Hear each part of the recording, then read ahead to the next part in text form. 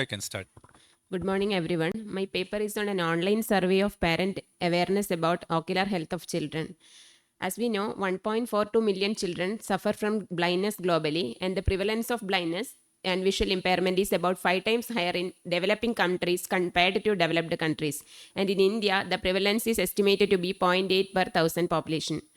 It can affect not only social, intellectual, and psychological development, also their academic performance and quality of life. So, in the long run, it can affect the economic status of the family and country. Amblyopia, which could be due to uncorrected refractive error, strabismus, or media opacity. A delay in this diagnosis and treatment can lead to permanent loss of vision.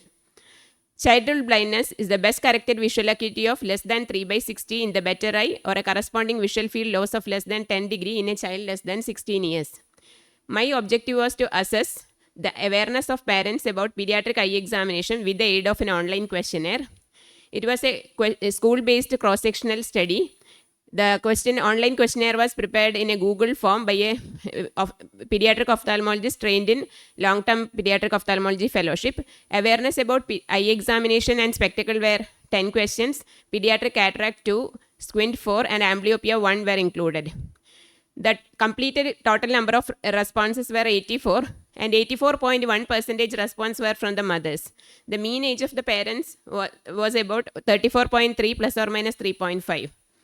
This is the social demographic data.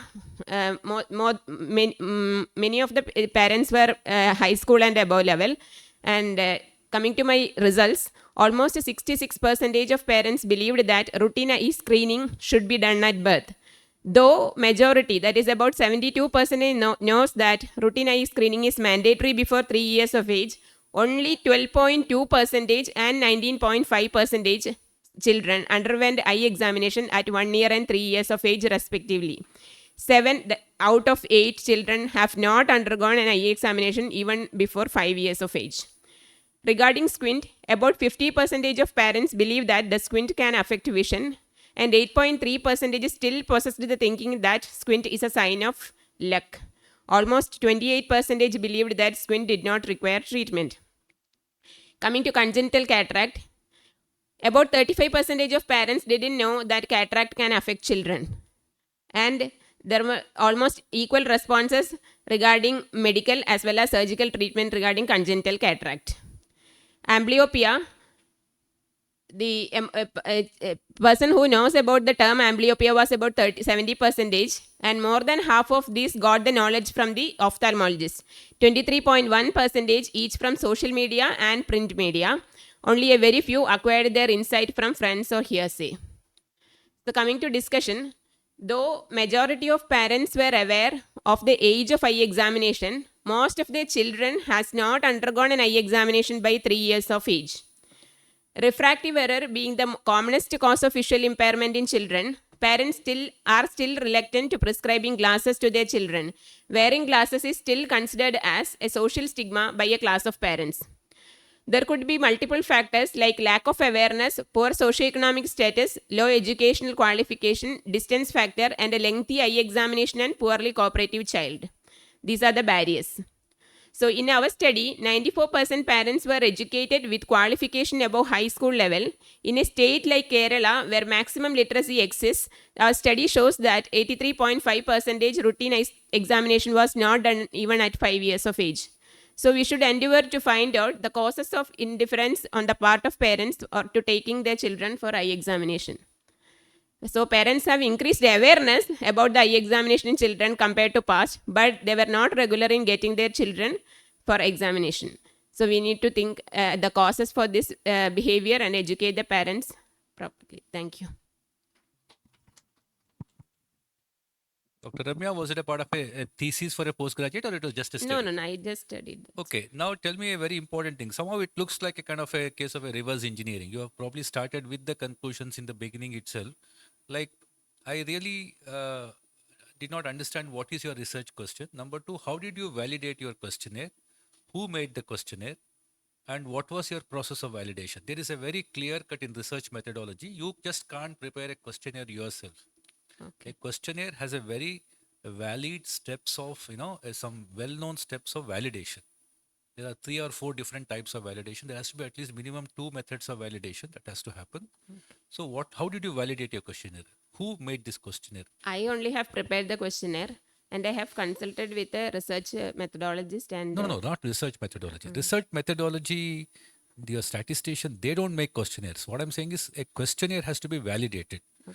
So, did you say non-validated questionnaire? okay.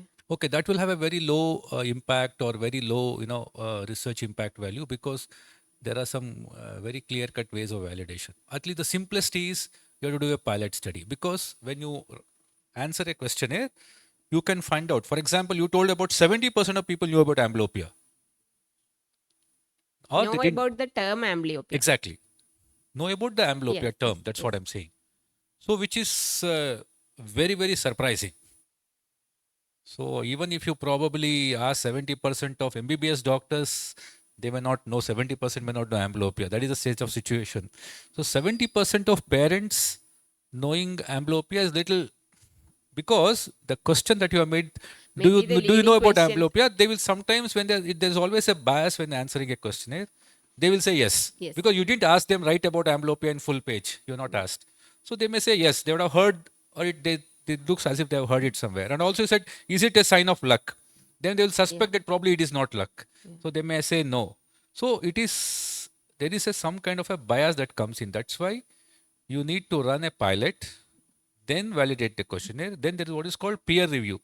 You need to send it to at least 3 people. Like if you send it to Dr. Sandra, let's say, she will definitely find some of the questions can be framed differently. Okay. Okay, so this is how the validation can happen. There are many other ways, but this is something. So, what exactly you have added to the literature? Your study has told what is new, or have you reinforced the old thing, or has it added anything new from your study?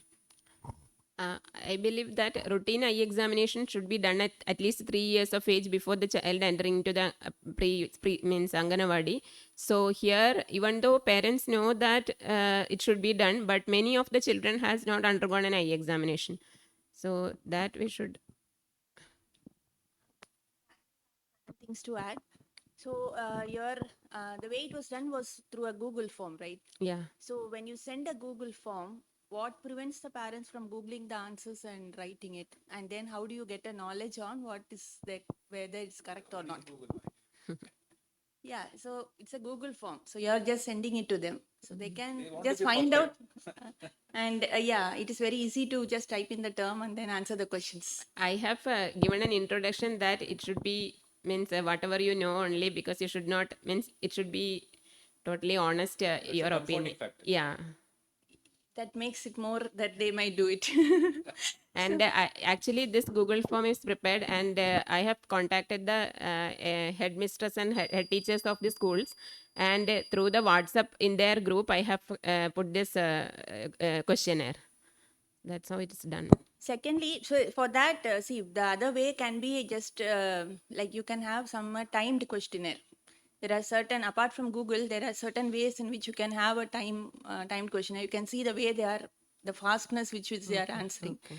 So that way you can, like, some idea you can get whether it is correct or not. Secondly, whether there is an urban-rural difference in the parents. This is done in a rural area only, not an urban area. Rural means it's not. It's not.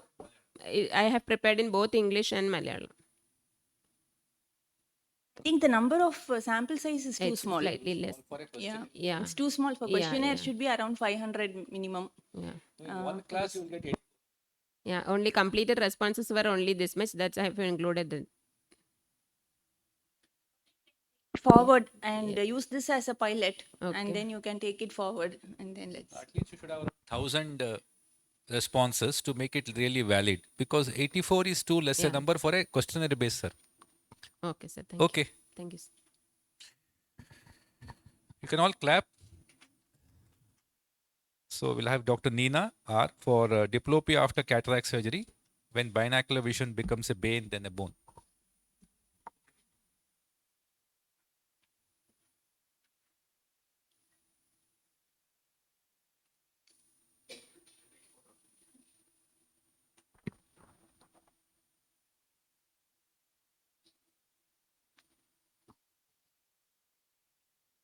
So a warm good morning to one and all. So my paper is on diplopia after cataract surgery when binocular vision becomes a bane rather than a boon. So I have no financial disclosures. So we know that cataract surgery is the most routinely performed surgery in modern ophthalmology, the results being extremely spectacular, and patients and the surgeon have high expectations. So when a patient develops diplopia post-cataract surgery, it is a source of major distress not just to the patient, but a source of big surprise and disappointment to the operating surgeon. So the aim of my study was to evaluate the causes of binocular diplopia following cataract surgery.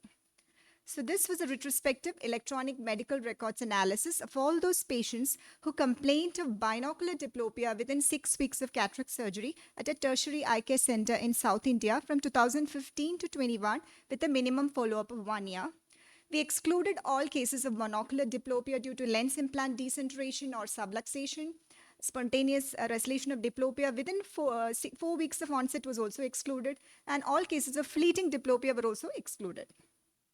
So these were the parameters we studied. Apart from the demographic factors and the type of cataract surgery, eye and anesthesia, we analyzed the details of the diplopia, binocular vision and squint evaluation, ocular movements, systemic and ocular comorbidities in detail.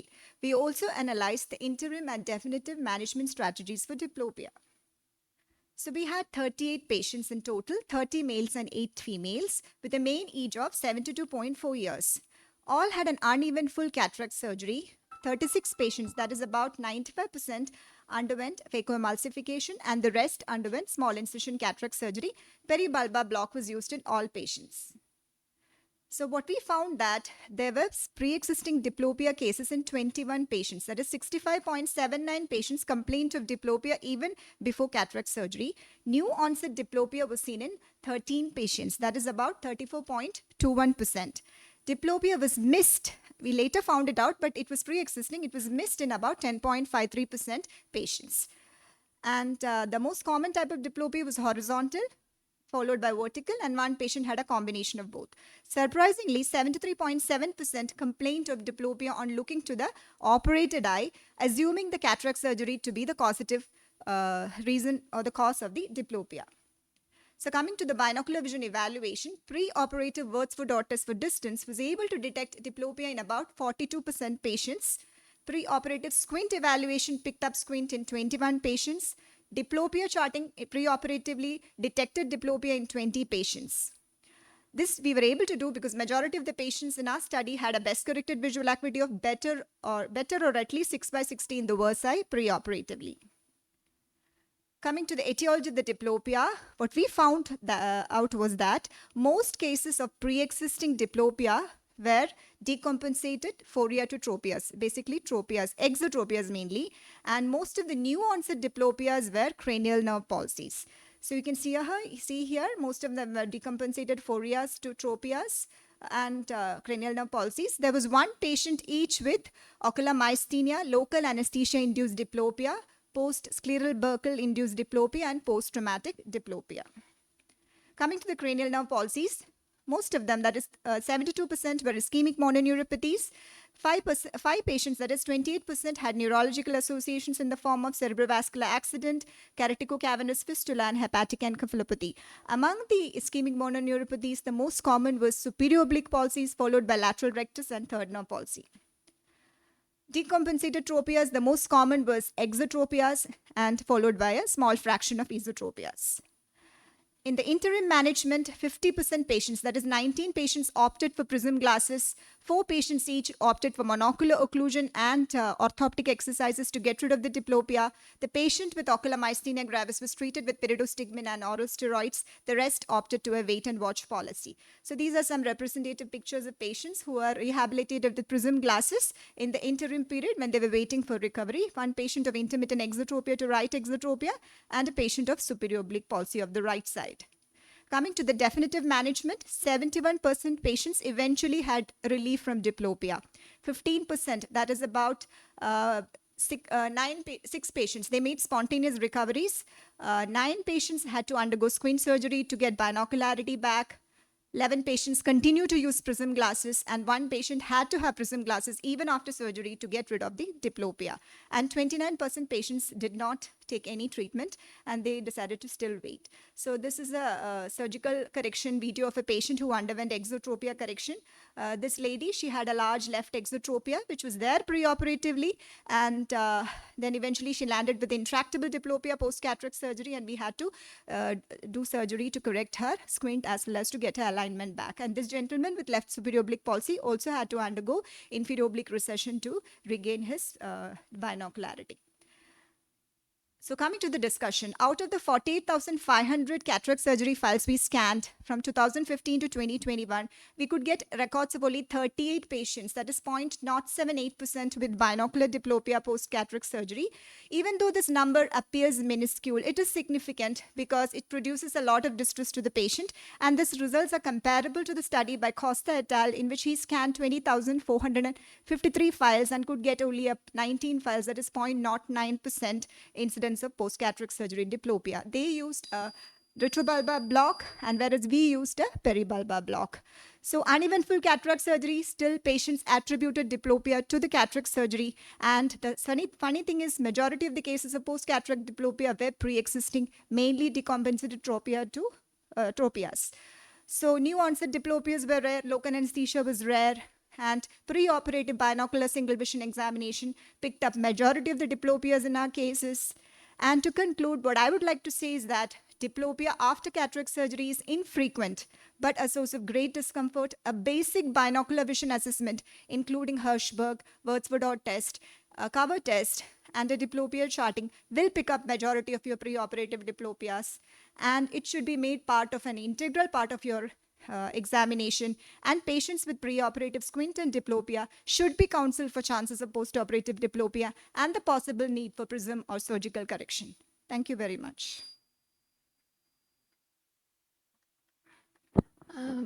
Yes, Dr. Neena, I just have some doubt. Like your cranial nerve palsies, how soon was it detected in the post-operative status? That's what, the glass appointment. That is, most patients would complain of diplopia only at the time of glass appointment. That would be like 2 weeks from the surgery. Yeah, but these are new onset cranial nerve palsies which developed immediately after the cataract surgery. Not all. So that's what I'm saying. We had pre-existing cranial nerve palsies also. Some of them were decompensated congenital superior oblique palsy. Some of them were new onset. But that we were able to analyze retrospectively when we asked them for pre-existing, that they ever saw double and that they had a head tilt. We analyzed their pictures. Some of them were recent onset. Yeah, so with regard to the recent onset cranial nerve palsies, what was the etiology in those patients? Yeah, so the systemic risk factors were seen in about 36 patients, with more than 19 of them having multiple risk factors like diabetes, hypertension, hyperlipidemia, and coronary artery disease. Yeah, why I'm asking is because all these would be well controlled for the cataract surgery. So when you are giving the fitness for cataract surgery, we see the diabetic and hypertensive and all these status. So it is very surprising that after that it is. Yeah, but what I have seen in my practice is that even if you have a very well controlled diabetes, hypertension, also the patients, the long duration of the disease sometimes is highly predisposing to an ischemic cause. And a cataract surgery could be a stress. So that adds like a stress to the development of probable. It's my theory. Another thing is all the cataracts were operated under peribulbar block, even though they were not a mature cataract. No, that's what. All in our study, all were under peribulbar block. So it didn't happen in topical cases? No, this series in which from 2015 to 2021, all were peribulbar blocks. Okay, thank you. Dr. Neena, a lot of very useful data. It's a very good study, but I think we need to probably probe more into. We can probably get more outputs out of this. But one thing is the common place is the patient develops a mature cataract. So aphoria breaks down into a tropia. This is very common. A lot of people come with mature cataract with exotropias. So out of your 38 cases, how many of them fell into that, and what exactly happened? When you operate them, some of them will have diplopia in the beginning, they settle down. You had a lot of spontaneously improved diplopias which you took out from the study. Maybe that would have been a very good arm to study, because that is a common place. A lot of people who have straight eyes develop cataract in one eye, develop exotropia when they come back. So we will be in a dilemma to know whether the patient will have a post-op diplopia or will have straight eye. Some of them will miraculously have straight eyed on day one. Some of them will continue to have exotropia. Some of them would have decomposed so much they will never come back. They will have to be treated like a competent squint. So maybe that would have been a very good take home message. And in that situation, with the experience of your study, because every study finally has to add something to the literature. Otherwise, there's no point doing a study. Something has to get better after your study. So, to the audience, what do you want to say? Like, if a patient who had straight eyes develops a mature cataract, develops an exotropia, when he comes back, what are the chances that he will continue to have that manifest, squint with diplopia? How many will probably straighten out soon after surgery? We actually tried to look into it, but because it was a retrospective study, we really couldn't get the duration. Actually, the duration of the cataract, how long they waited before some patients get one eye operated and they don't do the other eye. So those were the patients which I thought developed exotropia because they waited quite long till the cataract in the other eye became very bad and then went into surgery. And most of them had exotropias. So I actually wanted to see the duration, but because it was a retrospective nature, I couldn't really correlate it with that. The second If you can look into that, what you excluded, you can Yeah. take that term and study. That would be a very useful thing. Because anyway, this rest is all because you have a very heterogeneous group of etiologies here. But that would be a very common dilemma for us. Like, what will you tell the patient? Will the patient require a squint management post cataract or not? Will the patient you create a new problem of diplopia when patient is already monocularly? Yeah. So that is something that we would like to So know. what I usually tell is if any cataract surgeon sends to me pre-operatively a patient with squint, and if I check and I note that if I ask them, do you have binocular diplopia in day-to-day activities?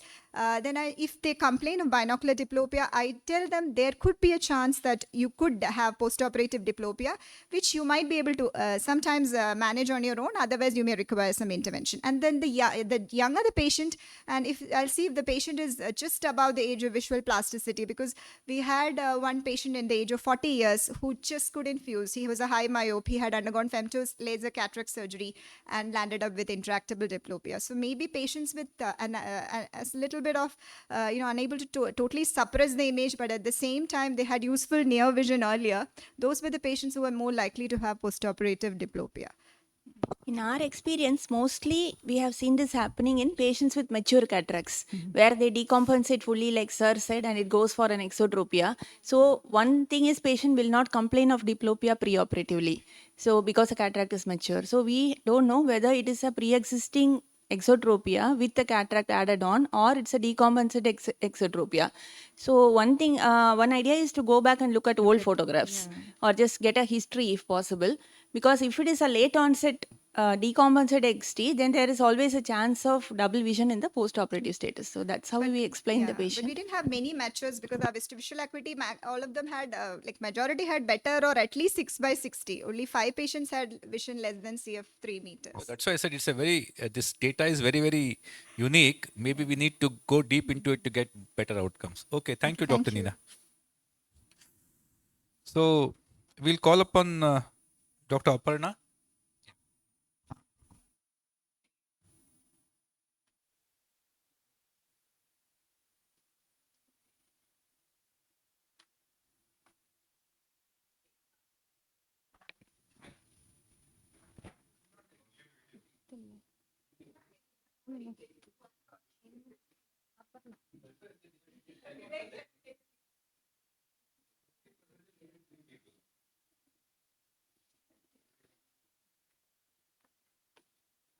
This is Dr. Aparna KS on microbiology and antibiotic susceptibility pattern in congenital nasodactylometer obstruction.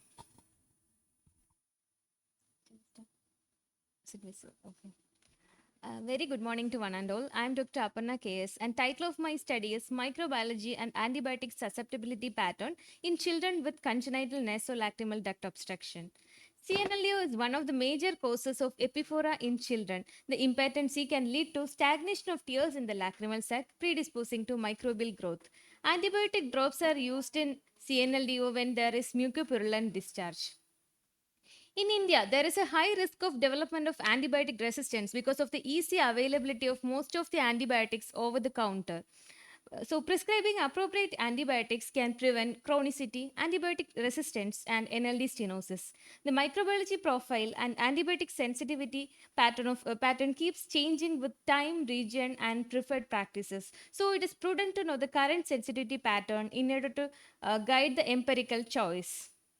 So, aims and objectives of my study are to analyze the microbial spectrum and antibiotic sensitivity in children with CNLDO and to determine appropriate antimicrobial agents. This is a prospective study done in a tertiary eye care center in South India. We included 198 eyes of 170 patients in the age group of 0 to 5 years with CNLDO.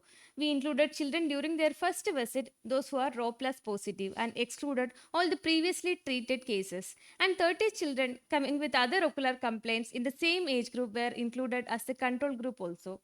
After detailed history taking and comprehensive clinical examination, microbial samples were collected by applying pressure over the sac area, and the discharge was collected from the punctum with a sterile cotton swab. And care was taken to avoid contamination from the lid margins. And the specimen was sent for bacteria and fungi using standardized culture based methods.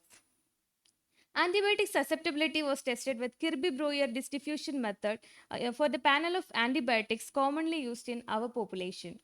Statistical analysis was done. Coming to the results and discussion, out of 198 eyes, we had a slight male predominance similar to previous studies, and 84% had a unilateral involvement with equal distribution between almost similar distribution between the right eye and left eye. In our study, out of 198 samples, 5% had no growth of organisms and 11% had a polymicrobial growth. And we had a slight gram positive predominance, that is about 48%, and remaining gram negative, that is 40%.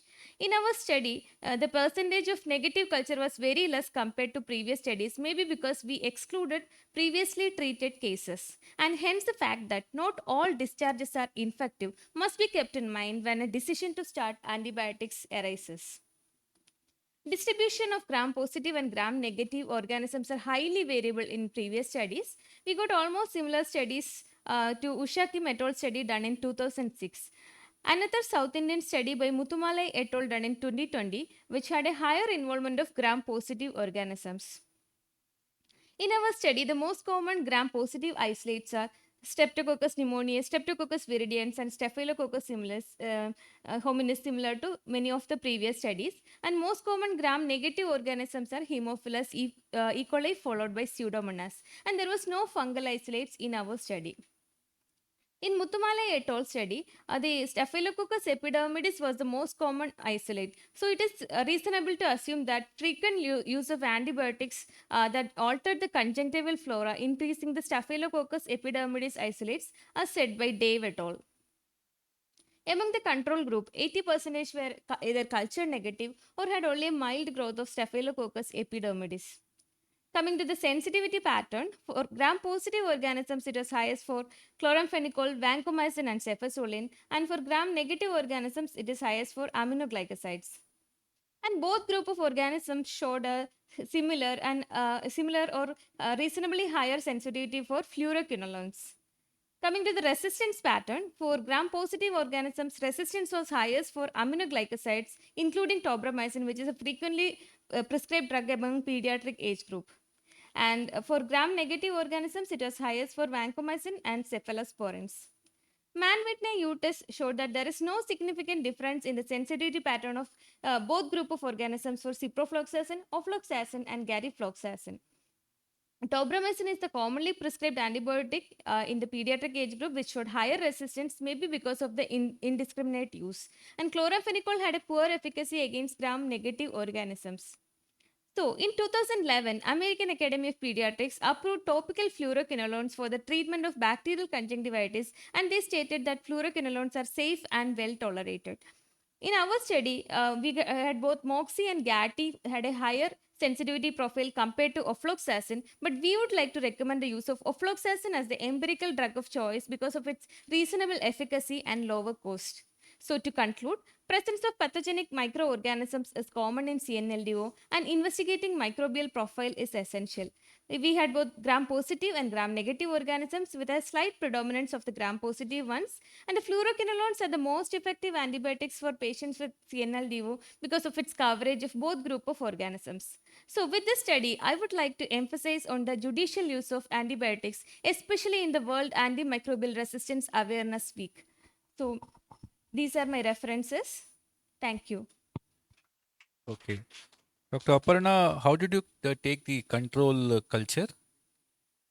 Um, You also had a control group, Yes, no? How did you take that children culture? in the same age group for coming for any other complaints like refractive error, we eventually we got consent from the parents, and we just took conjunctival biopsy, conjunctival sampling only. No, like for other people, we have taken the after pressing the sac area, we collected from the Roplas positive samples. Otherwise, it is just a conjunctival swab for control group. So strictly, that is not a control. Basically, the site of Yes. the source is different, no? Conjunctiva as well as the sac. Okay, so it's not strictly a control. And you recommend, did you really continue to study like putting the I mean, those antibiotics that was sensitive, what you told as your conclusion? Was there any effort to know the effectivity of that in the cases that you studied? Because it was a quite an impressive number you had, around 200 cases. So, was it only to know the microbiological profile or not the clinical efficacy of the antibiotic After as per? that, we want to get us like we cannot believe on other results. Like the data from our population is very limited. Actually, one study is in 2006 by Ushaki et al. After that, one is 20 recent study, but highly variable results we got. So we thought we will, and tobramycin is showing resistance also. So we thought we should get our own data to start an empirical drug. And main thing is to avoid resistance itself.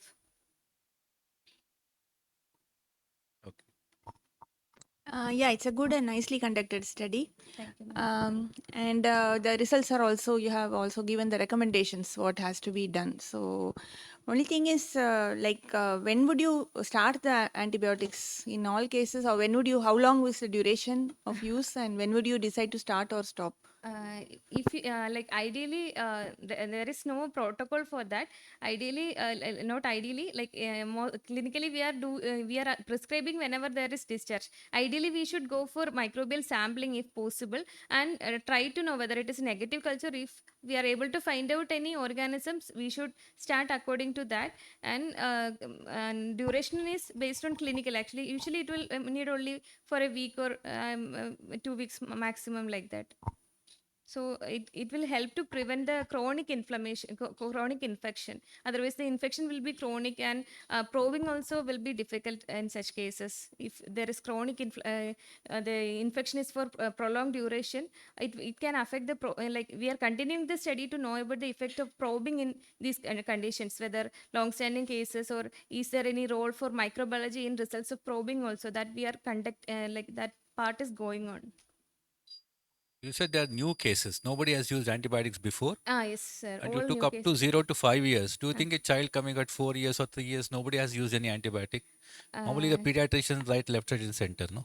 So at that was very least strictly adhered to, like no antibiotic at usage. least during the recent months, like that. During consultation, child was not on antibiotics. Yes. Okay, right there. Okay, thank you, Dr. Thank you, sir. Aparna.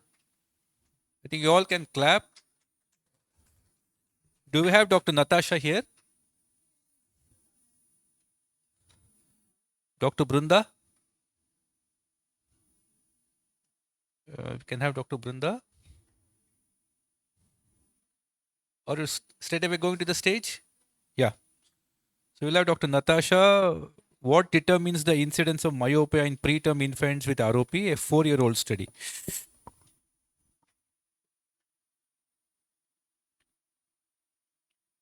Good morning. My talk is on what determines the incidence of myopia in preterm infants with ROP. As you know, ROP, one of the main long-term complications of ROP is myopia, and there is a paucity of studies as to why this occurs. It's an observational study. The period was Jan 2020 to June 2022, where the intervention was done, but we are doing it at 4 years. It is a retrospective study to see what are the risk factors for myopia. At 4 years, we looked at the refractive criteria. The study was approved by the ethics committee, and ROP was treated according to ET-ROP guidelines with LIO using double frequency YAG. For type 1 ROP, zone 1 or zone 2 posterior was treated with intravitreal anti-VEGF. Those who completely vascularized were followed up till full vascularization, and those with recurrence or reactivation were supplemented with laser. Type 2 was observed till regression and full vascularization. This is just the history of what was happening during the time of the treatment. At 4 years of age, full cycloplegic refraction with homatropin was done. The refractive error was recorded in the form of spherical equivalent, and the refractive status was defined as myopia is a spherical equivalent more than minus 0.25 diopters. Low myopia is between minus 0.25 and minus 5. High myopia more than minus 5. Immetropia between 0.25 and 2 diopters. And high astigmatism minus cylinder of more than 1. The uncorrected visual acuity was measured with age-appropriate pediatric visual acuity charts and Snellen chart in older children. The distribution of groups, there were 72 eyes of 36 patients, and they were divided into 4 groups. Ones that had anti-VEGF monotherapy, which vascularized fully after anti-VEGF and did not need laser. ROP laser alone done, and anti-VEGF plus additional ROP laser done, and spontaneous regression. And we had 18 patients in each of these groups. The gender distribution you can see in all the groups, and generally we had more male babies than female babies. Comparison of uncorrected visual acuity, logMAR, and mean spherical equivalent among the study groups at the age of 4 years. The mean plus standard deviation visual acuity was 0.98 in the injection group. Laser group was 0.03. Combined group was 0.17. And for spontaneous regression group, it was 0.03. But there was no statistical significance between the two. But it is clear that the visual acuity is better. Spherical equivalent visual acuity is better in the laser and the spontaneous regression groups. The incidence of myopia when we compared, it was found that in the injection group and in the combined group again had the maximum myopia, but the difference was not statistically significant between the 4 groups. The long-term refractive outcomes when we looked at the myopia and the emmetropia part, the low myopia was equal across the groups. But if you look at high myopia, again the anti-VEGF and the anti-VEGF plus laser group had more high myopia than the others, and the spontaneously regressed group did not have any high myopia at all. Comparison of anisometropia between the study groups again did not show any statistical difference. Association of mean gestational age, there was no statistical significance of mean gestational age and the incidence of myopia across the groups. And mean birth weight, when we looked, there was a significant association of incidence of myopia with the mean birth weight. Lower the birth weight, the higher the incidence of myopia. We looked at other risk factors also, multiple pregnancies, use of mechanical ventilation, and history of sepsis. Again, we did not find a statistical significance. Zone of the ROP also did not show any statistical significance. Stage of the ROP, when we looked, there was significant association between stage of the ROP and incidence of myopia. Higher the stage, greater the incidence of myopia. So in the discussion, what I want to tell is, in Tasman study, there were 10 individuals with myopia, and then they looked at what happened, and they found that it was an increase in axial length that caused the myopia in these children. And another potential mechanism that I've said is a forward lens location, and that there is incomplete postnatal growth of the crystalline lens. And in infants with ROP, the lenses do not go through the process of losing this refractive power. It is plausible that ROP, aberrant oxygen metabolism, or both may affect the normal vitreoretinal impacts on this formation of the lens. Then some other studies have found relationship between the stage of the ROP and the degree of myopia. And in our study also, we have found this relationship to be substantial. Another study showed 103 patients they have looked, and they have found that it is myopia is not related to axial length or birth weight. But in our study, we found birth weight definitely had an effect on the degree of myopia. This could be because of the increased severity of the ROP with the lower birth weight. And other studies also have found there is no difference in gestational age, duration of oxygen exposure, and the degree of myopia. So in our study, we have found that severe ROP was there in patients who were treated with anti-VEGF alone. And this is similar to Martinez et al. Study, where they studied 18 eyes with bevacizumab and found a 67% incidence of myopia. Now let us look at the comparison. So if you look at the anti-VEGF treatment, we have similar with the other studies, very high incidence of myopia with anti-VEGF alone. If you look at the laser study, the incidence again is 50%, similar to other studies. And in spontaneous regression, it is very low in our group, similar to other studies. So with this, we find higher incidence of myopia in the anti-VEGF and anti-VEGF plus laser, and no incidence of myopia and especially high myopia in the spontaneous regression group. And the only significant risk factors we found were birth weight and stage of the ROP. And this leads us to hypothesize that ROP itself, if it is severe and needs treatment, may be related to the development of myopia, and it is not the laser treatment and the scarring that was produced by laser causing extension of the axial length as we thought earlier. So treatment modality really does not have so much effect on the development of myopia as much as the prematurity itself and the incidence of the severity of the ROP. Our limitations are that we have not measured corneal curvature, axial length, or anterior chamber depth or lens thickness in our study. So in conclusion, we postulate that prematurity itself and severity of the ROP are the risk factors for developing myopia, regardless of the treatment modality used. And using anti-VEGF is not a protection against development of myopia in the later stage. Thank you, and these are my references. A very good study, Dr. Natasha. So basically, you are saying that the mode of treatment, does it really influence the pathogenesis of myopia? Yes, because it was So you are that studying very different modalities of treatment, but and you have found spontaneous regression also. spontaneous One regression group also. which had ROP but did not need treatment. So you said the anti-VEGF group had the highest incidence of myopia. Can you, what is the pathogenesis or what is the discussion that you want to give? What is the reason that you want to give? Is it independent of anti-VEGFs or just that the cases in which would otherwise become myopic, you had given anti-VEGF, or there is a correlation between the two?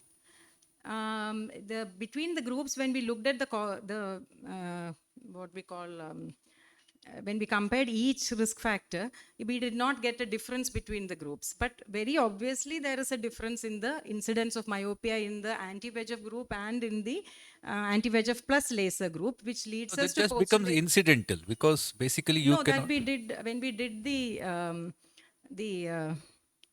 what is that called, regression. When we did the regression analysis, we found that the higher the stage of the ROP, you should remember that the higher the stage of the ROP are the ones who got treated with anti-VEGF, and lower the birth weight was also treated with anti-VEGF. So that kind of postulates that it is the stage of the ROP, the severity of the ROP and the zone in which it came that has caused the myopia, which means that there are some factors that are not causing regression of power of the lens, and that factors are in play with the severity of the ROP. And whether you treat it with laser or anti-VEGF, you are not intervening so much. What is your longest and shortest follow-up in this series?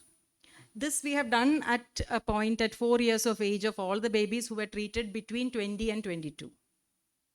Okay. I have follow-up, but in this study, we have taken it at 4 years of age. Very good study and very important one also. So, in these patients, whomever you are treating for ROP, what is your general follow-up? Like, do we have dropouts after they get treated, or do you keep following all of them? No, ma'am. They are followed up for life, usually till 6 years.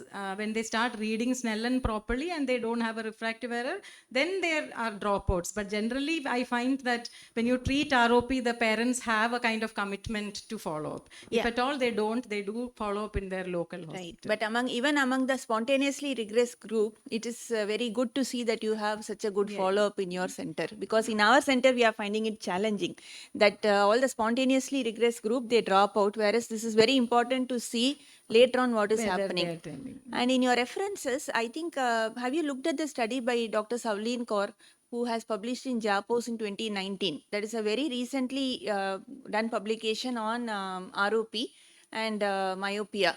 So she has looked into the biometry aspect, the anterior chamber depth and lens thickness and axial length and everything. And what she says is that it is not related to axial length. It is mainly an anterior chamber disease. The pathology is totally different. That is why it is more to do with a higher anterior chamber depth and a steeper cornea. So probably So if we you did can not find a study in which these 4 groups were there. So I had to compare with each group with a separate study. That is how I have done. And another, she also found that the same thing, that laser treated eyes, somehow laser could be protective in a way that you are actually ablating the mid periphery. We So actually that thought is it the was the reason reverse. where there is a tendency for defocus, and that is why myopia will progress. Yes, But since the laser is creating a scar there, it may be actually preventing the defocus. So that may be a reason. Thank you, Dr. Thank you. Natasha.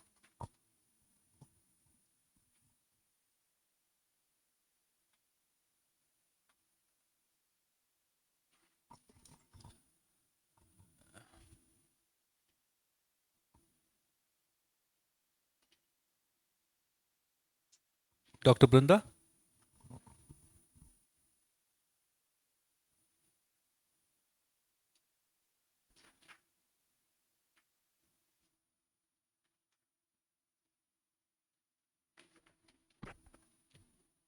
Good morning, all. I'm Dr. Brinda. I'm here to present a case series on visual outcome and role of USGB scan in subhyaloid hemorrhage following RTA.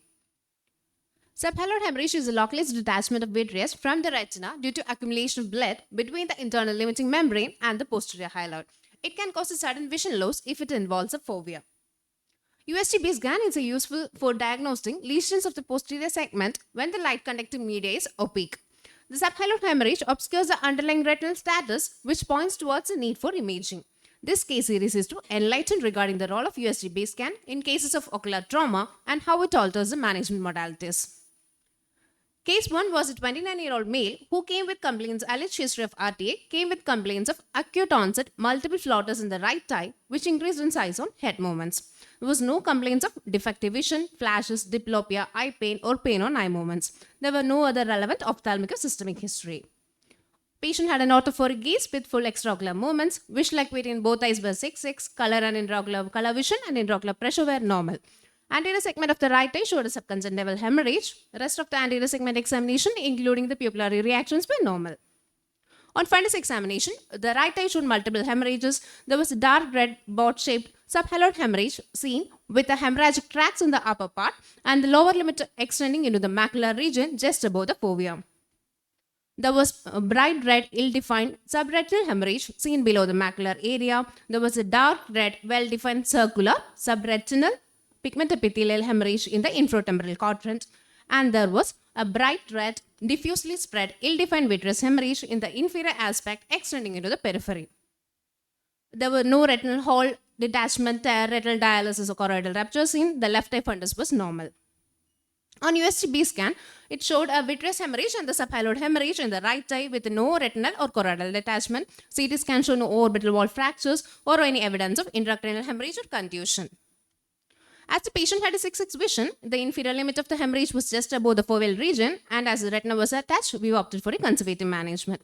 On 2 weeks follow-up, the vision in both eyes retained to be 6/6 with a normal color vision and intraocular pressure. Subconjunctival hemorrhage in the right eye resolved. On fundus examination, the subhyaloid, subretinal, and the RP hemorrhages were resolved. There were a few resolving vitreous hemorrhages. The case 2 was a 31-year-old male who presented with complaints of acute onset defective vision and eye pain in the left eye following RTA. There were no complaints of flashes, floaters, diplopia, pain on eye movements. There were no any relevant ophthalmic or systemic history. General and systemic examinations were normal, orthophoric gaze with full extraocular movements. The vision in the right eye was 6/6, but the left eye vision was 4/60. The right eye anterior segment was normal. The left eye anterior segment showed periorbital edema, ecchymosis, subconjunctival hemorrhage, and there was a grade 1 REPD. On fundus examination, right eye fundus was normal. The left eye fundus showed a dark red boat-shaped subhyaloid hemorrhage seen infratemporal to the disc with extension into the macular region with foveal involvement.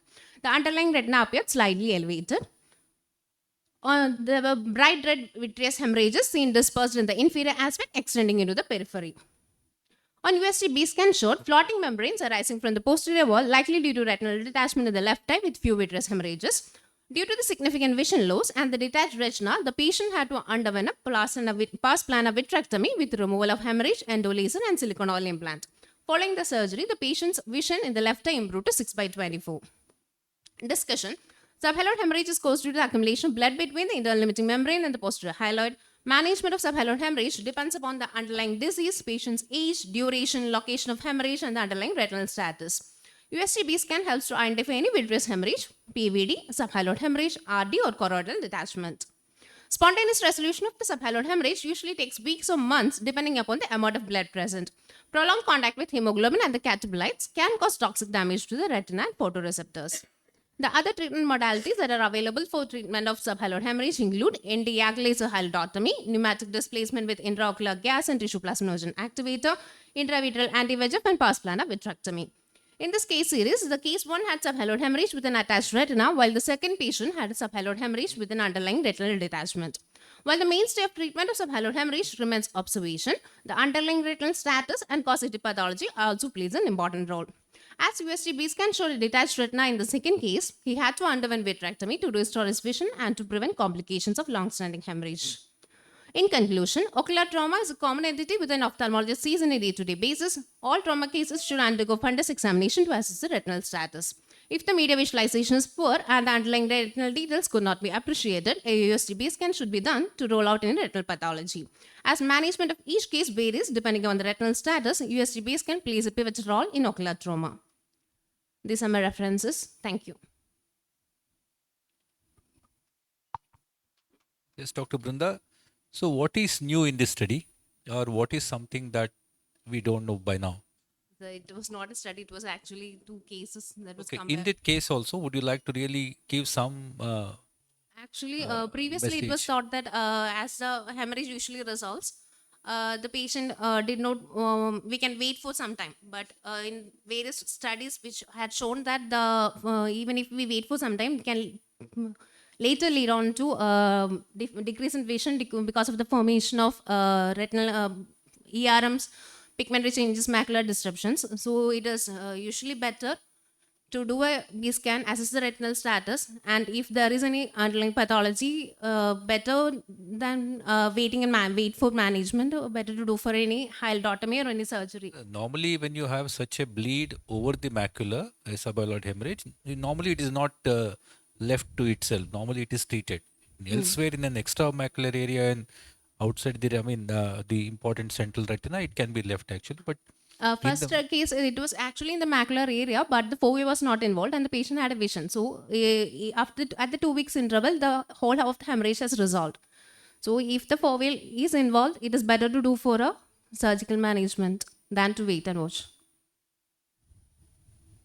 okay, and also in the title, just a small suggestion. You should not include a short form like RTA because it is not a universally accepted acronym. And in the title, however simple, however obvious it may look, you need to put the full form at least in the title. And you can put in the brackets RTA and you can use RTA later. Okay, thank you, ma'am. Okay, that was Dr. Brunda. Now can we call Dr. Joseph Babu? Is he around?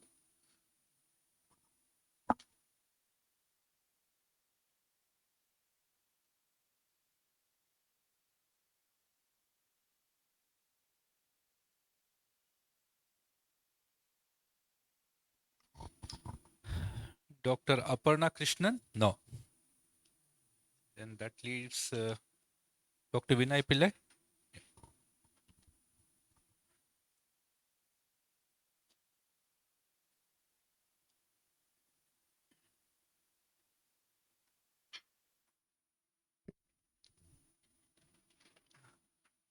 Good morning. The paper is on Decimex membrane endothelial keratoplasty, indications, outcome, and safety profile. Over the last couple of decades, the endothelial keratoplasty has evolved from DLEK to DMEK through DSEC, where finally we have reached a stage where we transplant just the endothelial Decimex complex without any donor stroma. So the aim of this study was to analyze the indications, outcome, and safety profile of DMEK in eyes with endothelial dysfunction. This was a retrospective study.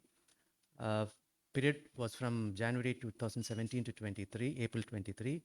Inclusion criteria was, any patient who has undergone a DMEC or a DMEC with a FACO with a IOL. We excluded all patients who were scheduled for DMEC and didn't undergo procedure because of the damage to the donor tissue at the time of dissection. Data collected included demographics, indication for surgery, type of surgery, preoperative and postoperative vision and other clinical findings, complications, any repeat surgeries if was done, and donor factors.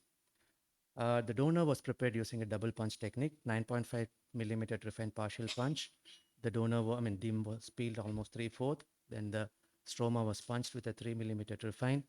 DM reposited, marked, and then second punch was done with a refine of size which was calculated to be roughly about 3 millimeter less than the horizontal white to white of the recipient. Then the decimates was peeled off, stained with trypan blue, and was loaded into a glass tube. After phaco, in cases which required phaco, the decimates was scrolled about 0.5 to 1 millimeter larger than the decided size of the donor. PI was done at 6 o'clock, scroll injected in, orientation confirmed. The scroll was unfolded using tap, and then air or SF6 was injected to create a tight fill which was maintained for 15 to 20 minutes and then decompressed a little. We had 56 eyes of 50 patients. Male to female was 15 to 35. The mean average age was around 65 years. Follow-up was 16 months. 26 patients had DMEC triple, while 30 had plain DMEC done. Of the indications, the most common, 70% was Fuchs dystrophy, followed by pseudophakic bullous keratopathy, then eye syndrome, viral keratitis, and one failed dissect. Donor parameters, the death to utilization time was nearly 3 days, and the mean endothelial donor count was more than 3,000. 20% SF6 gas was used as a tamponade agent in 35 eyes and air in the rest. Postoperatively, time to resolution of the corneal edema was noted to be around 8 days mean. Endothelial post-surgery count was around 1,600, which showed about 48% loss in endothelium. Visual acuity, both uncorrected and best corrected visual acuity, showed a significant improvement post-procedure. Preoperatively, about 61% was less than 660, while post-DMEC, 48 of eyes of the 56, that is around 85 to 86%, showed improvement, of which 60.7 had 612 or better. 8 eyes did not improve because of pre-existing conditions like glaucoma and macular pathologies. There was no significant difference in improvement between DMEC alone or DMEC triple. Most common complication we faced was the detachment of the Descemet's membrane or the Descemet's disc after the procedure, which was seen in about 11 eyes, then followed by steroid-induced glaucoma, pupillary block, posterior capsular opacification, primary and late graft failure, infection in one, filamentary keratitis, and CME in one each. Of the 11 eyes with the Descemet's detachment, 8 need rebubbling, 6 with SF6 and 2 with air, and 3 eyes had spontaneous reattachment.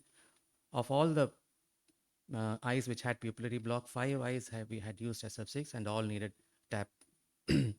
Coming to discussion, DMEC is much more physiological than other forms of transplant, and all other factors like faster visual recovery, more predictive refractive outcome, reduced risk, complication rate, all this have been described. The first report of DMEC was in 2008 from Namela's group, and this study is the first report of a series from our state. And like many other published studies, the most common indication in our series was Fuchs endothelial dystrophy, followed by PBK. Nearly 86% had vision improvement, and 34 of the 56 eyes had 612 or better. The wide variation in the reported improvement after of vision after DMEC, like 70 to 98%, can be because of the difference in patient population and the duration of the edema or the endothelial disease the patient had, because long-term edema can cause permanent stromal changes, which may not improve after surgery. Faster resolution in all the cases. Mean endothelial loss was 48%, and the reported varies from 30 to more than 50. The maximum occurs during the graft preparation and transplantation. It's also known that shipping of the tissue causes loss of cells. DM detachment in 11 eyes, 3 spontaneous because of shallow detachment, 8 needed rebubbling, of which 6 was in the SF6 group. But then rather than the gas or the problem here was mainly because of surgeon experience. Okay, it was the initial, we had the SF6 in the initial groups, and towards the latter it was the air which was used as a tamponade agent as the experience of surgeon group.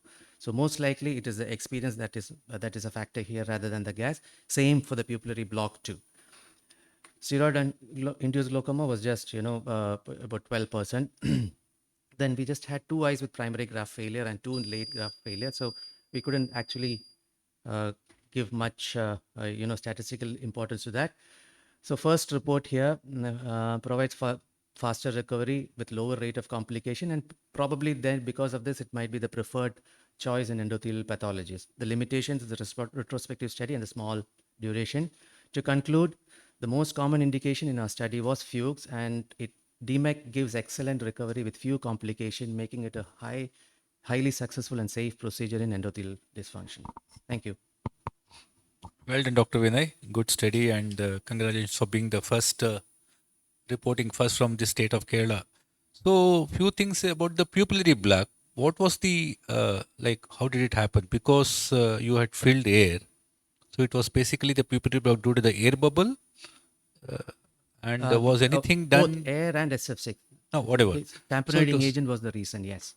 Overfill. So you had to just, burp it in between, like you had need to The decompress. problem in DMEC is if we just burp it, it will cause a hypotony that will favor detachment. So they had to be taken back into the OR the next day. The slight release of the gas and refill with saline. No, it was a raised IOP due to the gas expansion, or is it a pupillary block? It was due to pupillary block because of the gas or air.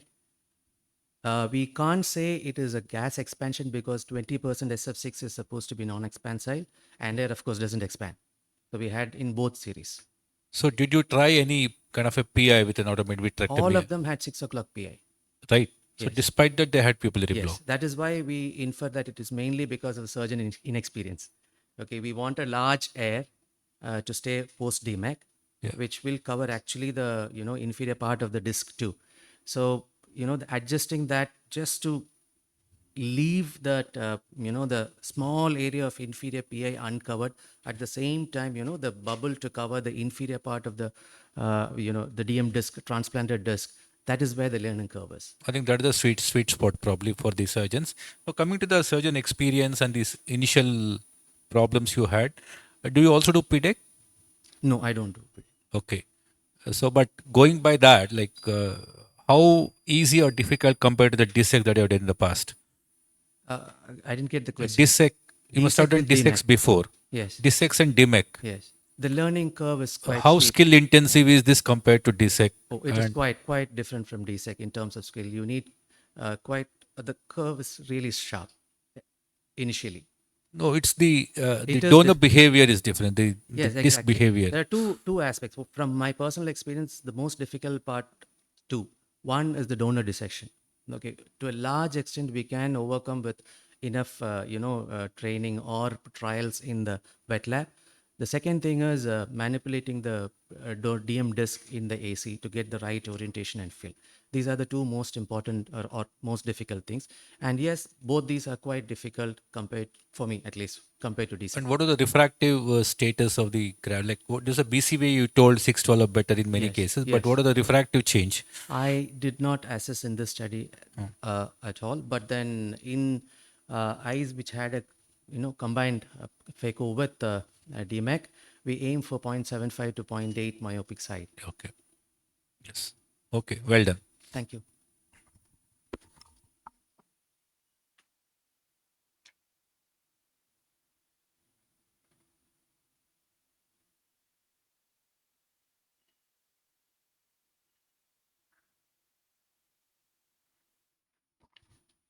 So with that, we have the next speaker, Dr. Ashwati. Yeah. IOL scaffolding, a novel technique in hypermature cataract surgery. Good morning. My presentation is IOL scaffolding for hypermature cataracts. Aim of my study is to evaluate the safety, efficacy, and visual outcome following IOL scaffolding in hypermature cataract. We did retrospective study of 5 cases with hypermature cataract. Preoperative evaluation were done like uncorrected visual acuity, best corrected visual acuity, intraocular pressure, specular microscopy, slit lamp examination, biometry, and B-scan. Routine preoperative medications were given as like before the cataract surgery, and 2 cases had ficulitic glaucoma. So prednisolone, cycloplegic, and anti-glaucoma eye drops were given along with the injection mannitol. We included hypermature cataract with small hard nucleus with liquefied cortex and intact capsular rhexis intraoperatively. Out of 5 cases, 4 cases we did phaco and 1 case SSES, and IOL scaffold technique was done prior to the nuclear delivery. In phaco, we used a single piece foldable IOL, and for SSES, single piece rigid IOL. We used dispersive viscoelastics to protect the endothelium. Specular microscopy, the endothelial count more than 1,500 were taken, were there in all cases preoperative, and none had the endothelial decompensation preoperative. With the cases with intact capsular rhexis, we washed the liquefied cortex. Small hard nucleus were lifted partly from the bag and IOL inserted beneath into the bag under the cataract, which acts as a scaffold to stretch the bag. And nuclear management was done with the IOL as the scaffold. These are the pictures showing IOL scaffold in phaco, showing injection of the foldable IOL, and the other case in SSES, injection of placement of the rigid IOL. And all had a good post-operative visual acuity. 2 cases did not come for follow-up after the post-operative day 3. None of the cases had PCR or zonodialysis, and post-operatively they had the normal IOP, round people, well-centered IOL in the back with relatively clear cornea. These are some of the pre-operative picture and the post-operative picture. So coming to discussion, why the hypermature cataract is challenging? Because it has a hard Brunnerson nucleus. They have the ficulitic glaucoma, so IOP will be high and cornea won't be clear, and difficulty in the IOL power calculation preoperatively, difficulty in making the capsular rhexis due to the poor visualization and the extension, can cause the wound burn due to the hard cataract, corneal endothelial damage, zonulopathy, and there is chance of PCR and nuclear drop. Also, the fibrous rigid anterior capsule makes the capsular rhexis difficult. The liquefied cortex or the dense floating nucleus makes the PC lax and floppy, difficulty in managing the nucleus and phaco. Also, the vitreous syneresis causes the floppy bag. There can be also zonular weakness. Dr. Amar Agarwal first introduced this IOL scaffolding technique. It is also used in glued IOL scaffolding technique and to prevent the PCR in cases requiring IOL exchange and to prevent the drop of the remaining nucleus in case of already PCR happened. Limitations of my study is small sample size and no long-term follow-up. Concluding, the IOL scaffolding technique stabilize small dense floating nucleus which makes easy phaco chopping, stable inflation of the capsular bag which act as a CTR, reduces zonular stress, prevents the rupture of floppy PC. So, IOL scaffolding is a simple maneuver that protects the vulnerable PC and capsular bag zonular complex simultaneously in hypermature cataract. These are my references. And this is a small video showing lifting the nucleus after the rhexis and injecting the foldable IOL into the bag, rotating the IOL, making sure that it is filled in the bag and it's act like a CTR, stretching the bag. Thus, the phaco can be done easily with the IOL acting as a scaffold beneath. and the phaco is done in the pupillary area, not too anterior, so as not to cause the endothelial damage.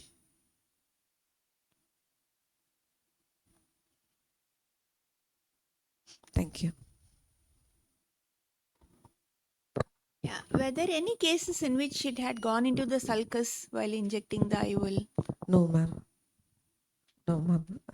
We made sure that the IOL goes into the bag. Then we does this, and if the capsular rex is extended, we did not continue with this IOL scaffolding technique. Only with the intact capsular rexes, and we are sure about that the IOL in the bag. We did follow with this technique. Why should it be? Actually, normally a three-piece lens is put in the sulcus most of the times. Especially the scaffolding tech is done for PC lens, where still the nuclear pieces are remaining in the AC. To avoid a drop, it is done in the sulcus. So you can always put in the sulcus also.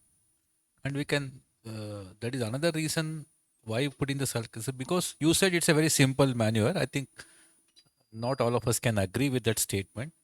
You are putting a lens, already there's a nucleus in the eye and it's very close to the cornea you're working. It's a very small series of high cases. We might have tasted success, but I think it has its own problems. The problems are, cleaning the bag, removing the cortex. Even it is a hypermature cataract, there'll be still, sometimes there'll be some cortex. So if you put in the thing, again, put the IOL in the bag, cleaning up the capsular bag would be little actually tricky. So you all use single piece lenses or three piece lens also? Single piece lens. Single piece lens. Okay. Even a three piece, actually, ideally it is a three piece lens in the sulcus, which actually acts like a scaffold. And after completing the case, it can be either left there or it can be put back into the bag. So that is the actual thing. Okay. So it's a hypermature Morgagnian cataracts. Yes, sir. Okay. And you could get rexis in all cases.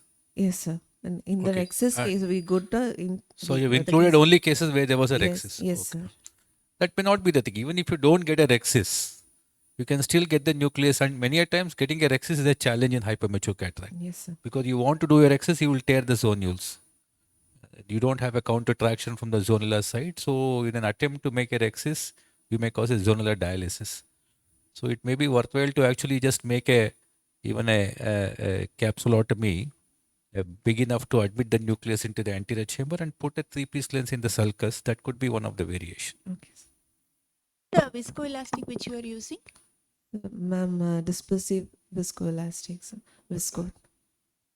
Okay. Because the thing is, in the hypermature cataract, the nucleus will be very hard. Yes, So when you're already putting a lens in the bag and then doing the phaco, the chances we are doing the phaco very near the cornea. Yes, sir. But somehow the cornea is clear. So Yes, sir. Okay. Thank you. Certificate. You can collect your certificate, please. And do we have Dr. Marie and Polly? Yeah.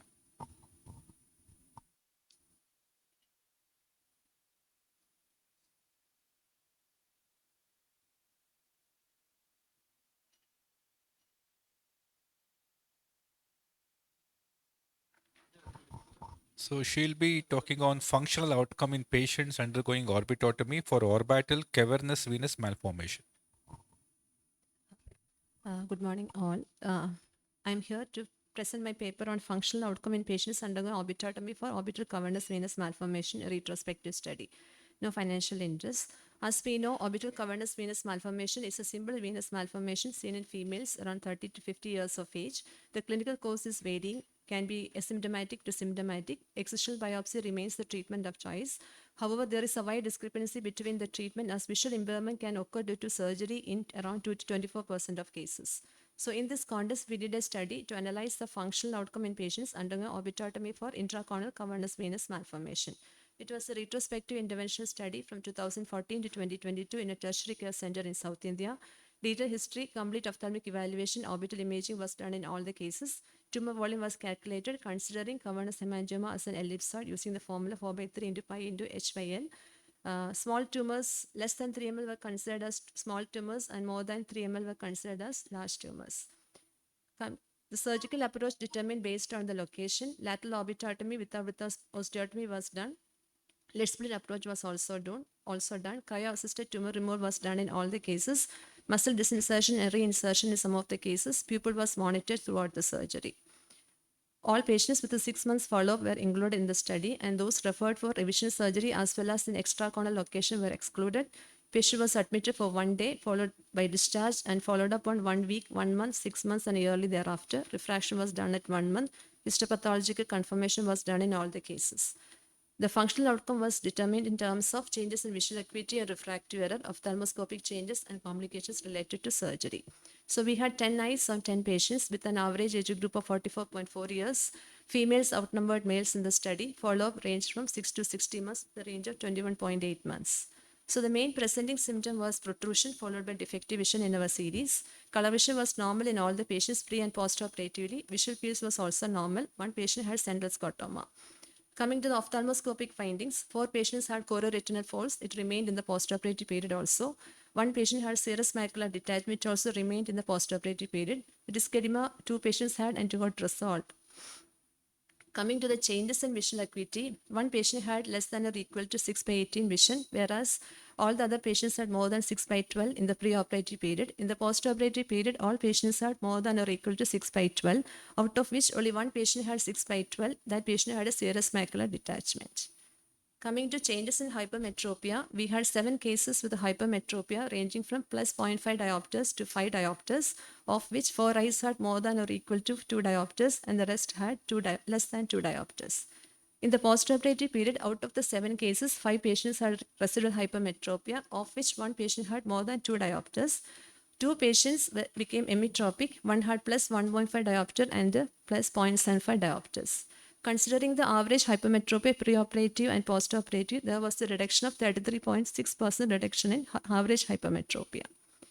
Coming to the radiological features, CT scan was done in all the cases. The maximum horizontal dimension ranged from 1.4 millimeter to 2.9 millimeters. Tumor volume was calculated in 8 cases, ranging from 2.1 to 7.6 ml. Optic nerve displacement was present in 2 cases. Infralateral was the most common location. Coming to the surgical approach, 7 patients underwent lateral orbitotomy alone, 1 patient underwent lid split approach alone, and 2 patients had combined approach. In 1 case, we did disinsert the middle rectus and then deinserted. Complications, 1 patient had tonic pupil, remained at the last follow-up, and 1 patient had late enophthalmos. So this is a sample case, 45 years, female, came for non-case of hypothyroid, presented with protrusion. This is her preoperative refraction. Ocular movements were full, fundus disc edema, and CT scan showed the intracorneal mass in the superior quadrant. She underwent lid clease approach, follow-up at 1 month. So coming to discussion, it's a unique study of 10 patients where we have used a combined approach in orbital cavernous hemangioma and no loss of vision in any of the case, and this is the first study reported from India. Coming to the visual impairment following excision for cavernous hemangiomas, from the previous series, there was an incidence of around 1.2 to 4.5% of no light perception following surgery. Posterior optic nerve ischemia, central retinal artery occlusion, caused by traction and manipulation of orbital tissues is the cause. Posterior located tumor, optic nerve proximity, large and long-standing tumors are the most important risk factors. So in our series, we have done a dual approach, that is combining 2 approach, and muscle was disinserted when there is a possibility for loss of vision, as well as all the patients had a good preoperative visual acuity. Coming to the changes, we had an incidence of 70% hypermetropia and only 33.6% reduction in hypermetropia noted. This is correlated with the other studies where in 75% of cases, the hypermetropia was retained in spite of complete removal of the tumor. So scleral fibrosis and remodeling with a chronic distortion can lead to permanent scleral deformation, and permanent change in axial length could be the reason. Tonic pupil was seen in 1 patient, but she was asymptomatic. Yan et al. Reported at 6.5% incidence. It can occur due to the injury to the short ciliary nerve or ciliary ganglia.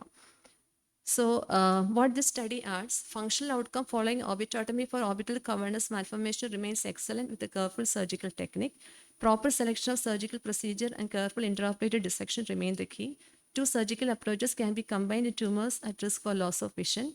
Postoperative visual recovery depends on the preoperative findings. Smaller tumors with the small refractive errors are favorable parameters. Long-standing tumors with a globe indentation can lead to choroidal folds. So we propose early surgical intervention in symptomatic intracorneal cavernous malformation. Thank you. Is the dual approach unique in this, Yeah. or has it been described before? Not in all the series, they did only lateral, mostly lateral orbit or lid split, but they have not combined lateral orbit with lid split. Basically, you will get more space for retraction. So that was my aim. When I see pupil starts dilating, I will immediately go for second approach. The lids, see, most of the cavernous hemangiomas are they're pretty big on the CT scan. Yeah. But once you start operating, when you start manipulating them, the blood from it actually goes out. It becomes like a shrunken grape. So you can easily the size decreases intraoperatively because of the manipulation. So having two approaches, like normally, you must have done minimally invasive orbital surgery. You must have not cut the zygomatic arch in any of the case. So MIOS is a good technique. So I really find that having a vertical lid split, that is usually for a superior orbit tumor, and when you can actually have a superolateral entry to the fornix, it is as good. So maybe having a vertical lid split, in how many cases you required it? 2 cases, Yeah. 3 cases. Okay. In 2 cases, lateral orbit with lid split. In 1 case, lid split alone. So basically, the problem is not the compression by the tumor when you're actually pulling it. Yeah. So basically, it can actually shear some vascular bundle, or it can actually cause some kind of a vascular damage rather than actually like another like neurofibromas, because they're very soft and very supple, and a lot of them actually have enough thalmus. You had how many And cases? only one patient had enough. She had a very deep-seated tumor where I had to do deep lateral orbitotomy. So only one patient had enough thalmus. All others are fine. Okay. The length of the follow-up for the Average follow-up is 21.8 months. Minimum follow-up 6 months. the hypermetropia did not change in that follow-up period. They reduced, but didn't disappear completely. Only 2 patients it disappeared completely, but all the others retained. But it reduced. Yeah, reduced but retained. So Thank you. thank you. Okay. Thank you, Dr. Marian Polly.